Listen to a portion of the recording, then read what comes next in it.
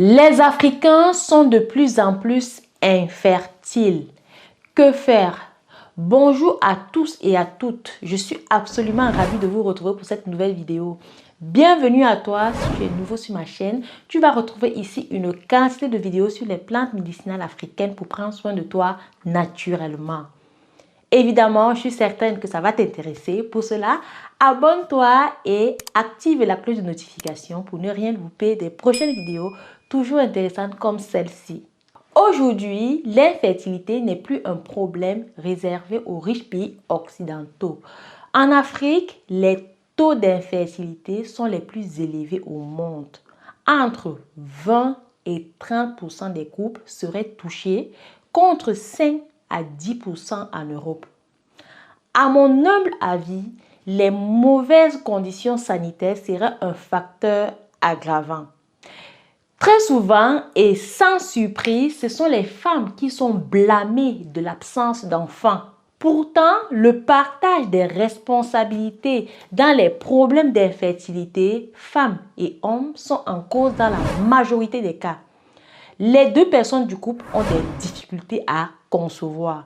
Une situation parfaitement comparable aux autres régions du monde. Pour remédier à cette problématique, il est très important de comprendre les causes afin de mieux sensibiliser notre jeunesse. Pour cela, je vous invite à partager massivement cette vidéo dans vos différents réseaux sociaux afin qu'un maximum de personnes soient sensibilisées. Les causes d'infertilité sont spécifiques à chaque continent. Alors, je dirais que les premières causes d'infertilité chez la femme en Afrique sont les trompes bouchées en raison d'infections sexuellement transmissibles mal soignées, d'avortements pratiqués hors milieu médical ou d'accouchements qui se font encore dans des conditions génératrices d'infections. Je vous assure, la fécondité des femmes en Afrique noire est en train de baisser. Je suis choquée par la multitude de mails que je reçois par jour, en moyenne 30 pour le problème de trompe bouchée. Si on ne fait rien, notre continent souffrira d'hyponatalité dans les années à venir. Si les femmes sont les premières montrées du doigt quand l'enfant se fait attendre, ce sont souvent aussi les premières à chercher une solution. Mais beaucoup ne s'agressent qu'à leurs proches et ignorent qu'il existe des spécialistes de l'infertilité qu'on appelle les gynécologues. J'ai entendu certaines personnes évoquer des causes surnaturelles et ont même fait recours aux marabouts. Une autre erreur est que les couples ne se rendent pas dans une structure sanitaire, mais cherchent de l'aide auprès de personnes sans formation médicale. Les autres vont s'adresser à des centres de santé de premier niveau où le personnel est mal formé aux questions relatives à l'infertilité.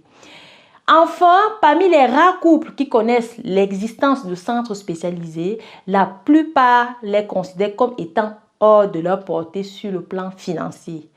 Résultat, les couples tournent en rond, perdent des années et perdent du temps.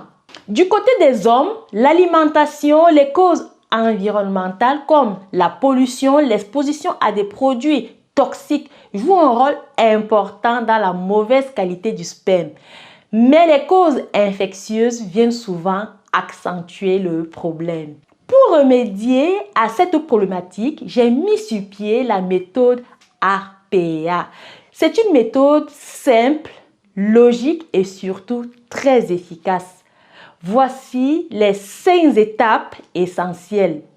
La première étape consiste à analyser la nature du déséquilibre avec les résultats du diagnostic réalisé à l'hôpital. Ça peut être un spermogramme, une hystérosalpingographie. La deuxième étape consiste à répertorier toutes les plantes médicinales adéquates.